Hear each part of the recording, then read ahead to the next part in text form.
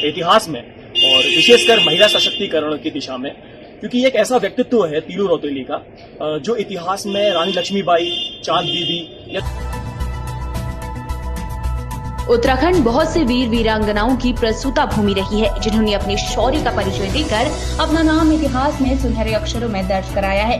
ऐसी ही एक महान वीरांगना का नाम है तीलू रौतेली, जिसके नाम पर उत्तराखंड में प्रतिवर्ष महिलाओं को सम्मानित भी किया जाता है। प्रतिवर्ष 8 अगस्त को इनका जन्म दिवस मनाया जाता है। तीलू रौतेली एक ऐसा नाम है जो रानी लक्ष्मीबाई, दुर्गावती जैसी पराक्रमी महिलाओं में अपना एक उल्लेखनीय स्थान रखता है।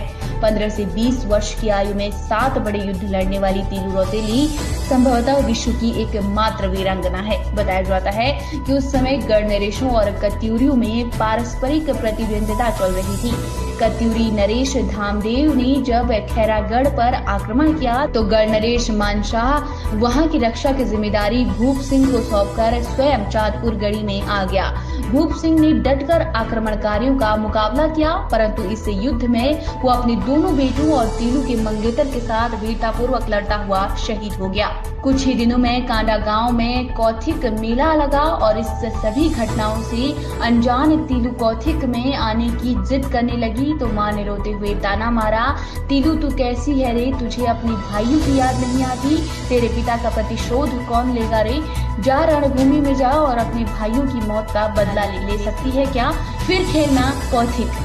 मां के वचनों को सुनकर उसने कत्यूरू से प्रतिशोध लेने और खैरगढ़ सहित अपने सीमावर्ती क्षेत्रों को आक्रमणकारियों से मुक्त कराने का प्रण लिया। युद्ध में तीलू ने कत्यूरी योद्धाओं को गाजर मूली की तरह काट डाला और अपने पिता और भाइयों की मौत का बदला लिया।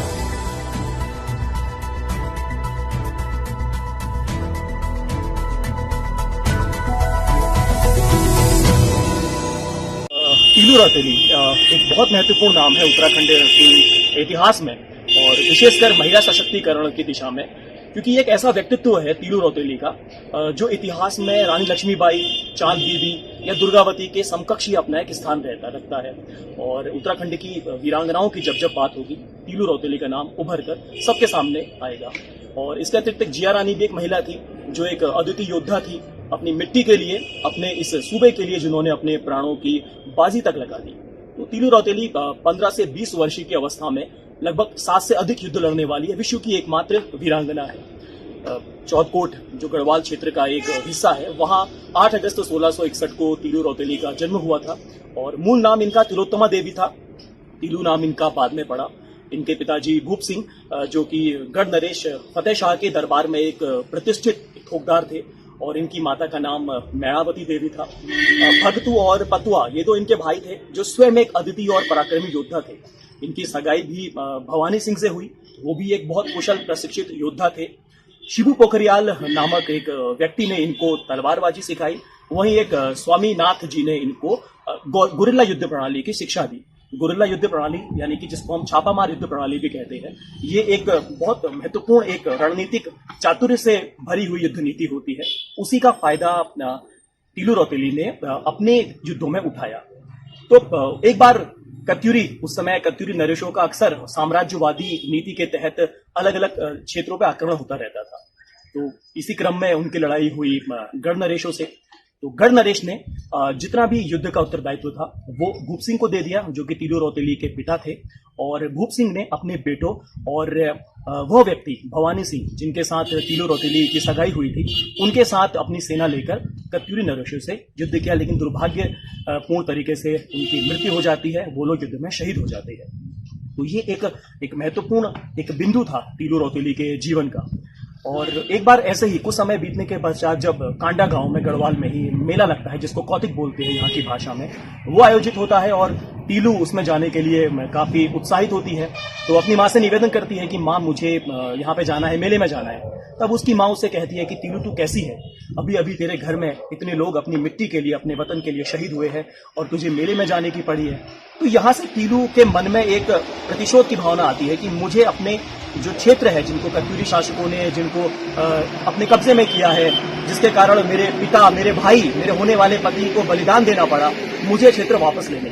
तो वहां से वो प्रण लेती है अपने इन क्षेत्रों को दोबारा लाने का। और इसमें उसकी सहायता करती है उसकी 2 सहेलियां, जिनका नाम बेला और देवली होता है।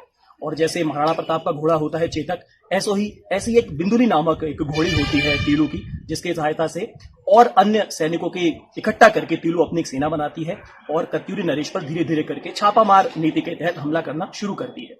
तो बहुत सारे युद्ध वो जीतती जाती है, नए नए गढ़ जीतती जाती है और वहां पे अपने प्रशासनिक अधिकारियों की नियुक्ति करके वो आगे बढ़ती जाती है। तो एक बार जब वो कुमाऊं वाले क्षेत्र के आसपास आती है, कुमाऊं गढ़वाल के बॉर्डर के आसपास आती है, तो वहीं एक स्थान है जो है सल्ट नाम से, उसके समीप तीलू का फिर युद्ध होता है कत्यूरी शासकों से और वहां पे दुर्भाग्य से उसकी घोड़ी मारी जाती है जिसका नाम बिंदुली है, उसकी सहेली मारी जाती है जिसका नाम बेला होता है और उसी के नाम पे बेलाघाट नामक जगह है। और दूसरा महत्वपूर्ण जगह जो अभी वहां पे है जिसका नाम देघाट है, वो कुमाऊं का एक बहुत महत्वपूर्ण स्थान है देघाट। तो वो देघाट नाम भी जहां उसकी अंगरक्षिका जो थी, उसकी सहेली थी देवली, वो शहीद हुई थी, उसी के नाम पर उस जगह का नाम देघाट पड़ा। तो ये एक महत्वपूर्ण एक जीवन गाथा है तीलू रौतेली की, किस तरीके से इतनी कम उम्र में उसने इतने युद्धों को लड़ा, उनको जीता, अपने प्रशासन का भी परिचय दिया, अपने रणनीतिक चातुर्य का भी परिचय दिया।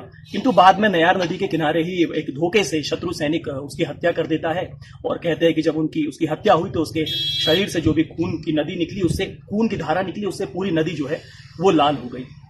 तो एक ये ऐसा व्यक्तित्व है तीलू रौतेली का जो एक उल्लेखनीय है इतिहास में, उत्तराखंड के इतिहास में और साथ साथ हमारे देश के इतिहास में, जिससे हम लोग, खासकर जब महिला सशक्तिकरण की बात हो रही है, तो हम लोग उससे प्रेरणा ले, महिलाएं उससे प्रेरणा ले कि अपने वतन की, अपने क्षेत्र की हिफाजत के लिए हमें स्वयं आगे आना पड़ेगा।